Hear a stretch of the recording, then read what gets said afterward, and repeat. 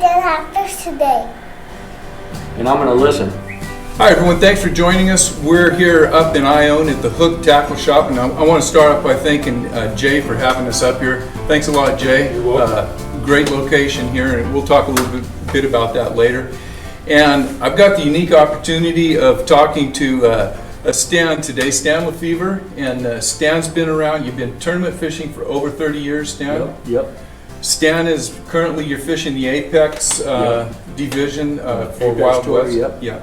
And for you guys that don't know about the Apex Tour or maybe Wild West, this is not one of the things you just put your money down and get in. You got to fish your way into that tournament. Correct. Yeah, you have to qualify. You're dealing with some pretty high level people out there. It's I think the highest level on the West Coast. Yeah.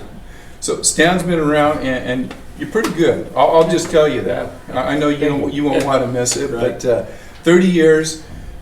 I know in your bio, in the last, since '89, and this might be a record, you have qualified for the TOC on every circuit you fished since '89. Correct. And if nothing else, I got to give it to you for your stamina. I mean, I try to fish for the championship. Some guys fish for the win every time, and I like to say I do that, but in actuality, I'm trying to qualify for the championship. I mean, when I leave it, I got to have a limit in my head, and so sometimes I back off, maybe trying to win, but I want to have a limit, and that's just the way I fish. Well, great. And I'll take the opportunity at this point too, just to congratulate you on your recent tournament up at Trinity, top 10 finish. Yeah, You're talking about getting points. You're talking about making it to the final day, and that's what it's about when you want to stay around in this game. And it's being consistent and catching fish in a number of situations. And obviously, you've learned how to do that. We are going to talk about the Delta today. Stan's gonna talk about some of his favorite baits. And again, you were back-to-back Angler of the Year back a few years ago on the Delta. Yep. You've been there a day or two. You know what you're talking about. You've won a lot of money on the Delta. You've spent a lifetime basically fishing the Delta. So Stan's going to relay some of his favorite baits and talk about a couple of techniques. Sure. When you're talking about the Delta, especially the Delta, there's three things that a lot of people think about, especially the intermediate or the beginning anglers, and I want to make sure we're kind of focusing on these guys because I've been getting a ton of feedback from guys hearing how great the fishing is, and they're getting less than fantastic results. You go out and you don't catch any fish, it gets real frustrating. Sure. And I want to talk to some of the people about maybe how they can turn the clock for them and start getting into fish. So we're talking about on the Delta, tides, baits, or locations. And how do you put those in order as far as, what should the weekend angler be thinking about in order of preference when they go out? So, my first advice would be to the weekend angler is you're listening to a lot of hype about the Delta. You go out, you're going to catch them on frogs, and we're going to catch them on buzz baits, we're going to catch them this. Probably, especially in the springtime, probably just need to slow down. Slow down. In my opinion. And so, slow down with the baits that you're confident in. Yeah. And fish in the areas that you're confident in. Don't worry too much about the tides. Yeah, I mean, you as a beginning fisherman, it's overwhelming, right? You know what I mean, we've been fishing for a long time, and we're still like, oh man, this tide is this. We're trying to figure that out in our head. Every angler is. And I'm going to stop you right there. Yep.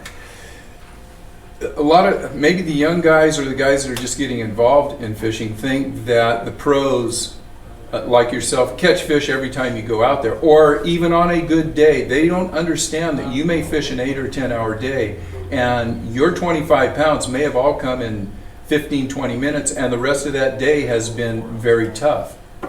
Exactly. I'm going to say most of the time that's the way it happens. When you're on the Delta, it is a 100% timing thing.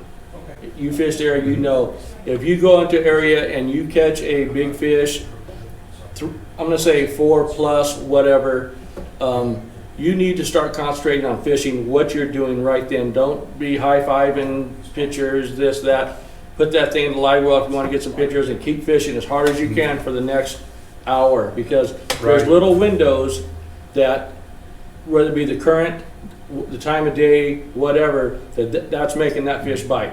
And I think that's, a lot of guys lose that, right? I mean, you have a section, you have to be at work at that section. And I say that exact thing, and it's not my philosophy. Most of these guys know Bobby Barrett. Sure. You got one of Bobby's perfect Yeah, frogs Bobby's there. frog caught a million fish. And Bobby used to say most tournaments on the Delta are won in 15, 20, Yep. 25 minutes. Yeah, And man, 100%. the more I fish the Delta, the more that I you know, when he first said that, I say, yeah, you know, that's a good line, but Yeah. man, that's the Yeah, honest to no, God truth. for And, sure.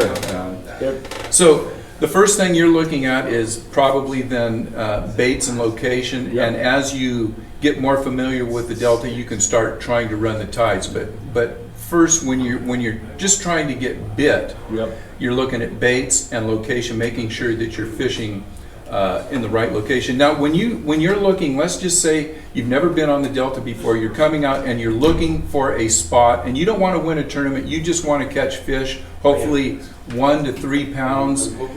If you get some 3 to 5 pound fish, that's great. If you get a toad, that's even better. But you're just looking to get bit. What kind of place are you looking for this time of year, from, let's just say, after they get done spawning? So after they get done spawning, they'll usually still either be out on current points, or they'll be up on flats, in my opinion, on single structure. One little tule clump, one little weed clump, that's where the top waters come in, and this and that. Or you're gonna flip a jig or a worm, a drop shot or whatever on a current point. So you like fishing a little more open water than just running the bank and trying to pitch up. Yeah. And I have a question for you on that. When it comes to, you said current, and I always break current up into current with the tide and moving water. Yep. And I think this is where a lot of people get caught up in. I don't like fishing the real fast current. Right. I like fishing moving water, but I don't like being in a current where I feel the fish have to fight that current. Can you just talk a little bit about that? When you say moving water, it's not, is it current that you're looking for, or just moving water? When I say current point, I'm saying current points. Mm-hmm. So that means an island, a point. So when you come up onto that point with a drop shot, a worm, crankbait, however you want to fish it, you'll realize that they'll be on the back side of that point, behind the current, or sometimes in the front, when the water's pushing on it. And that's something you have to recognize when you catch that fish. Okay. And when you recognize that, then you can run that pattern. You know, these fish are on the front of these current points, and I'm catching them with a speed trap. And you can run and do that until you're out of tide. And you just rinse, wash, and repeat. And I Yep, think what yep. Stan's trying to say, that's a pattern. That's a pattern. And one thing I want to hit on, and Stan brought this up, and a lot of people don't think about it because it has to do with water hydraulics. When water is pushing past a point, sometimes to get out of the current, they're going to be behind that point and maybe in a seam. But they can also be in front of that point, because as that water's coming into a point, it actually slows down, and there is a spot in front of the point where you may have a lot of water movement, but there are little areas that the water is very calm or still because of the hydraulics of that water pushing up against the bank. They don't have to be on the back side of it. So you want to fish both the back side and the front side until you see what's happening. And the other thing, and I know I'll just pick this up, you said see where they're at a given time of the tide. If that tide is really pushing, they may be on the back side of that point. As the tide starts, they may be on the front, sitting in that water where it's getting pushed up into the bank. As the tide starts moving more and more, they'll go from the front of that where the water's pushing into the bank around to the back of it to get out of that current. So that's really important. You know, when people talk about current, think about current and then water motion. So now you're looking at points, fishing around the entire point and that area, maybe the drop off. What baits do you like to throw out there? And we're talking about baits just to catch fish. We don't want to look at, I'm trying to catch a 10-pound fish. We want to get bit. So I throw a lot of worms, this time of year, Texas rig or drop shot. And that'll usually tell you, like I said, if you watch guys in the spring in the Delta, they'll go cover 500 yards of bank with chatterbait or whatever. And I think the key, especially in the springtime right now, is slowing down.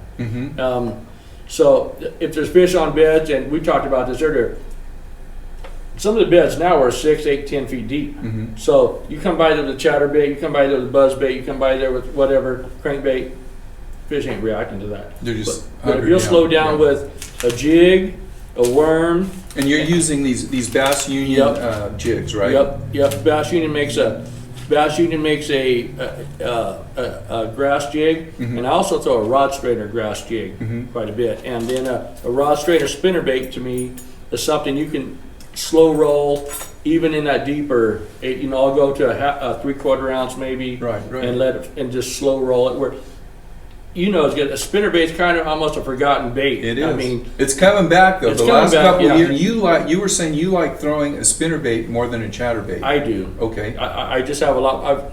I've been throwing a spinnerbait for 30 years, and I've got a lot of confidence in it. What's this one you're throwing here? That's just a half ounce that we had right here. But I usually throw, if I'm in the Delta, I'll throw a half to a 3/4 a lot. Are you running a trailer on it? No, because these skirts are long and they'll breathe on their own. I'll throw a trailer hook. Okay, trailer hook. Yeah. And how about, are you running straight braid or are you running leader? I throw my spinnerbaits on monofilament line, on gamma monofilament line. And I think that's crucial for spinnerbaits on letting the fish get it and not ripping it out of their mouth. How about your drop shots? Drop shots, I'll throw a braid with a fluorocarbon leader. And how about when you are setting up your hook, how far from the bait to the... 6-8 inches. Okay, and that's pretty standard. You don't move it up or down? No. Okay. How about the weight that you're using on that? Everybody in my whole career told me to use the lightest weight possible when I'm fishing, and I disagree with that. I throw whatever's going to keep me on the bottom, and I can feel, and not like, dig in, but whatever.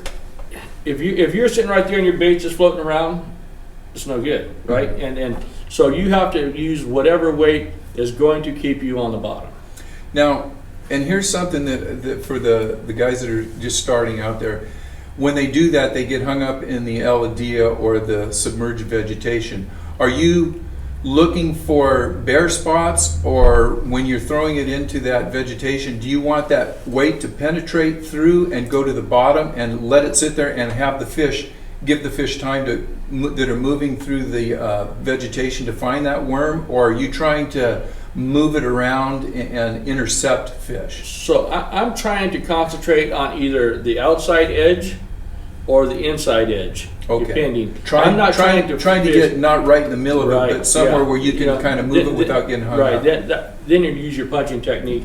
But this technique here is either, like I said, on the current where there's not weeds because of the current, or the outside or inside of the weed of the weed, because fish will stage up right on the outside of weeds, right? Or sometimes they're on the inside. That's part of picking the Delta apart, Right, and one thing, I'm going to read this into what you're saying, and I think a lot of the fellas, again, when they're first starting out, they love to fish either the bank or the inside trough. But when you're fishing that outside trough, let these guys know it's okay to go offshore on that outside and find a little cleaner water. And if you're hanging up on the outside, that probably means you're fishing too close. You want to be close, but it's a fine line. You want to, I would say, if the better your technique is, the more you can read the water. When you have that outside edge, if you can get six inches away from the base of that weed line, that's really good. But you're going to hang up a lot. Sure. If you can get maybe 6 inches to a couple of feet, that's the strike zone. If you're out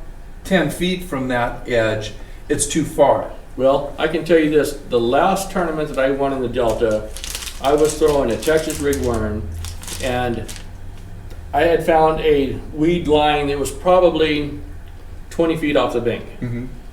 I was throwing on the inside of that weed line, and I was throwing a 3/16 ounce tungsten weight, the TKO, and I would work it easy as I could right to the edge of the weed line. Soon as I got to the weeds is when I got bit. Mm-hmm. And that's a tough bite because when you set the hook, it pulls the fish into the weeds. So that's a real tough deal, but that's where all the fish were. They were laying on the inside of that weed line. Yeah. And if you pull it into the weeds too fast, done. You're not getting bit. You had to finesse it into the inside of that weeds. Mm-hmm. So that's just the weed. The weed line. They're either in it where you punch, use your punch technique, the inside or the outside. So try to figure that out. And that's great advice, Stan. And I think we're going to probably cut it off at that. I think if the folks that are watching can just digest what you've talked about, it's probably 15 minutes of talk, and it can take you 5 years of on the water, adjusting things and reading things and adjusting your technique. You're just not going to go out and learn how to do what Stan is talking about. You're going to do it, and you're going to catch fish. But guess what? Don't expect to catch a 25-pound bag right off the bat. It's a learning deal. Every day you go out, just try to think about: am I fishing what you would call clean? Is my technique improving? Am I doing a little better than I did the day before? And there are going to be days that are better than others as far as fishing, and there could be days when technique-wise and the spots you're in the right place, the right time, you're doing everything just right, you're fishing clean, and you may not get bit. 3 days later, you can go out and you can be hung up on everything known to mankind, and you're catching fish. That's the way of the Delta. But just don't try to fish against other people. Just try to do the best that you can and get better every time you go out there. Listen to guys like Stan. And Stan has gone in behind what most people usually talk about, just saying, hey, you throw a bait out there with a drop shot or whatever. Think about the current. Don't worry a whole lot about learning the whole Delta and the tides. Let that come to you as you get more experience. So Stan, you would say first find the locations that you think the fish are in, and then just simple techniques like the drop shot, a jig, a worm. We got a Bobby's Perfect Frog here. I mean, that's something that you can fish that throughout the summer months and catch fish all the time. Well, Stan, thanks a lot. Thank you. I appreciate it. The one thing that I didn't mention about Stan is if you talk to somebody that knows Stan throughout the years, they'll always say he's a great guy. So maybe above a great fisherman, he's a good guy, and I really appreciate you coming out and giving some advice to some of the younger anglers. That's what it's about. You gotta pass it forward a little bit. So I want you guys to follow Stan on the Apex Tour. Do you have anybody you want to hit up, some of your sponsors? For sure. I couldn't do what I do without Jackson Rancheria. Those guys, that's my family. So Jackson Rancheria, Bass Union Jigs, Hook. Jay is fantastic. If you guys want to support a local guy, Jay is really, really about the community. Sanborn Chevrolet in Lodi. If you're looking for a vehicle, Corey over there loves outdoor people, and he will take care of you. All right. Thanks a lot, Jay. We'll see you guys on the water, and thanks for watching. Good luck fishing.